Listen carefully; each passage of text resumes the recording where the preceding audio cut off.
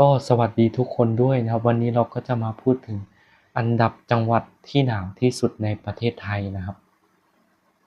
ทุกคนคิดว่าจังหวัดไหนเดี๋ยวเราใบ้ให้นิดนึงก็ได้นะครับจังหวัดทางภาคตะวันออกเฉียงเหนือนะหรือว่าภาคอีสานเดี๋ยวเราจะมาเฉลยกันนะครับว่าจังหวัดไหนหนาวที่สุดในประเทศไทยนะครับจังหวัดที่หนาวที่สุดในประเทศไทยนะครับอันดับที่หนึ่งคือจังหวัดสกลนครนะโดยมีอุณหภูมิต่ำสุดที่วัดได้-1.4 องศานะครับอันดับที่สองก็คือจังหวัดเลยนะก็ตามกันมา-1.3 องศานะครับ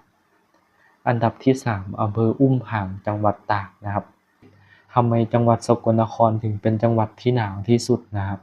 หนาวที่สุดเพราะว่าอากาศหนาวจากจีนที่มันแผ่ลงมานะครับแล้วมันก็ชนกับเทือกเขาภูพานนะครับแล้วมันก็ไปไหนไม่ได้ก็ไม่นึกเลยนะว่าจังหวัดที่หนาวที่สุดจะเป็นจังหวัดบ้านเกิดเราเองนะใครอยู่จังหวัดไหนก็คอมเมนต์มาได้นะครับ